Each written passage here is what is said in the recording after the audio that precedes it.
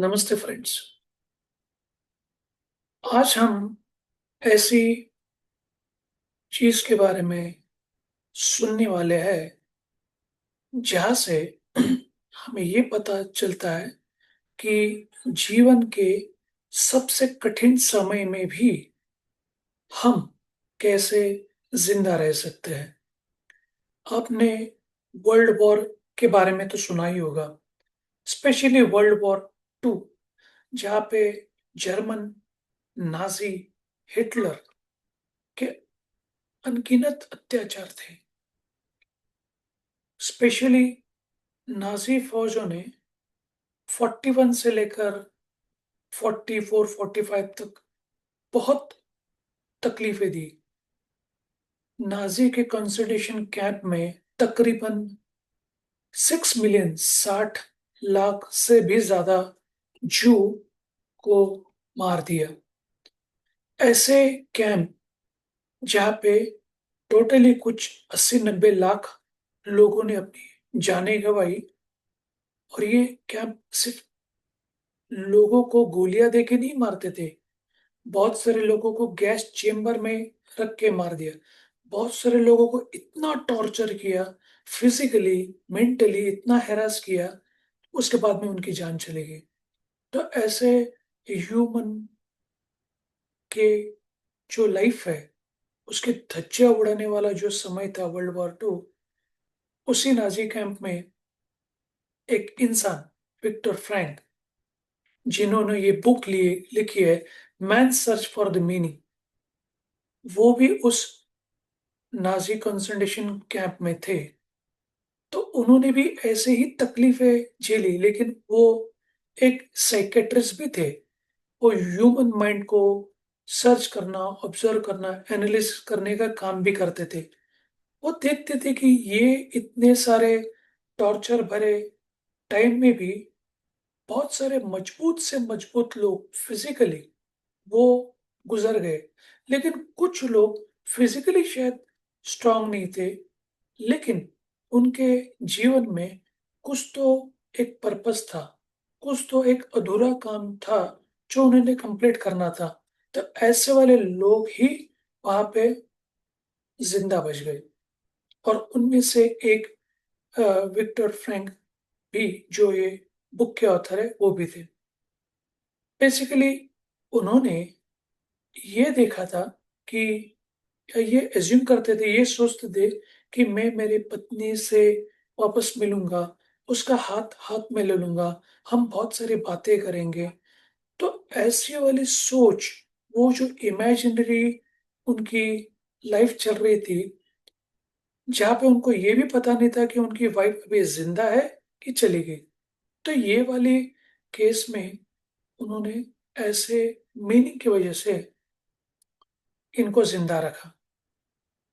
तो उन्होंने उसके ऊपर लोगोथेरेपी नाम की एक थेरेपी बनाई, चूंकि वो मनोवैज्ञानिक थे यानी साइकेट्रिस्ट थे, कि जीवन में, अपने लाइफ में हमसे सब कुछ छीना जा सकता है।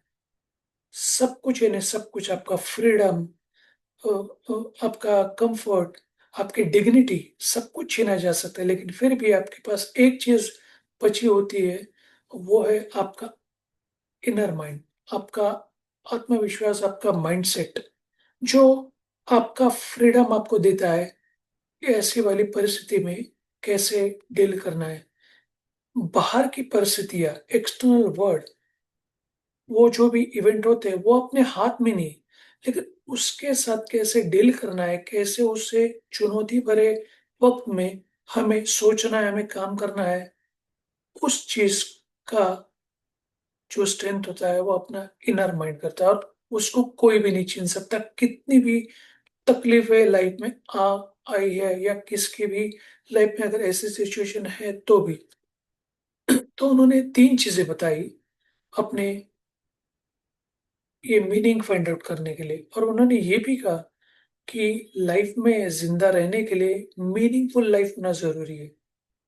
सिर्फ खुशी से, सिर्फ बहुत सारे चीज पाने से कुछ नहीं होता है, मीनिंग होना चाहिए। और वो मीनिंग करने के लिए उन्होंने तीन ऑप्शन बता दिए। एक आप इस लाइफ में आप क्या शेयर करते हो? क्या कंट्रीब्यूट करते हो? जो भी आपके पास है, कुछ कंट्रीब्यूशन करने की जो सोच है, उससे आप जीवित रह सकते हो। आपका जीवन अच्छा रह सकता है। दूसरा, आपके नियर एंड डियर जो भी लव वन लोग हैं, आपके जो करीबी लोग हैं, आपके प्यार आप जिनसे प्यार करते हैं, ऐसे वाले लोगों के साथ जुड़ने से या तो फिर ऐसे वाले एक अनुभव जो एक लाइफ लॉन्ग एक्सपीरियंस हो सकता है, ऐसे वाले अनुभव से भी आदमी आपको ज़िंदा रह सकता है क्योंकि उसको वो अनुभव मिलता है। और तीसरा, ऐसे में टॉर्चर भरे टाइम में भी अगर आपका माइंडसेट अगर इनर सोच अगर आपकी अच्छी है, तो भी आप ऐसे चीज़ से बाहर निकल सकते हैं। उसको लोगोथेरेपी कहते हैं। सो बेसिकली उन्होंने यही कहा है कि आज के ज़माने में हमें अपने जीवन में हम हमेशा पूछते रहे थे कि ज़िंदगी हमसे यही पूछती कि हमें उससे क्या चाहिए? वो ये पूछते कि हम उससे क्या चाहते हैं? आजकल की जीवन में हमें बहुत ही सारा तनाव है, हमारे रिश्ते उलझे हुए हैं, हमें भविष्य से डर लगता है। लेकिन फिर भी अगर हम उस टाइम में अपना मीनिंग लाइफ का पर्पस अगर ढूँढ लेते हैं, हमें क्यों जीना है, ये अगर हमें पता होता है, हमारे लाइफ का पर्पस क्या है, मीनिंग क्या है, तो डेफ़िनेटली अपने लाइफ में कितनी भी तकलीफ़ें आ गई तो भी उस तकलीफ़ों के बावजूद हम आगे बढ़ सकते हैं। तो आप अपने जीवन का उद्देश्य ढूँढिए, आप अपने रिश्तों की गहराई को समझिए, प्रेम भी आपके जीवन को अर्थ देता है और जब दुःख आए, तो उसके सामने लड़ने का रवैया ही आपको सबसे बड़ा हथियार है। तो जिनके पास अपने जीने का व्हाय है, वो कभी भी किसी भी सिचुएशन में डरता नहीं है और उसका सामना एकदम दृढ़ता से करता है। तो व्हाय क्लियर होगा, तो हाउ बहुत ही आसान है। तो चेक करिए कि आपके जीवन का व्हाय क्या है, जिससे आप अपनी लाइफ मीनिंगफुल बना सकते हो। आप अपने लाइफ का पर्पस ढूँढ सकते हो, जिससे आप कोई भी कठिनाई भरे रास्ते के ऊपर आराम से चल सकते हो। यही इस बुक का मतितार्थ है या समरी है।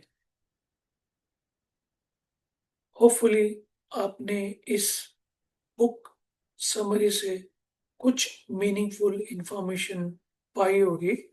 अधिक जानकारी के लिए आप मुझे मेरे व्हाट्सएप 9880537357 एंड ईमेल ganesh_purade@yahoo.com पर कनेक्ट कर सकते हो।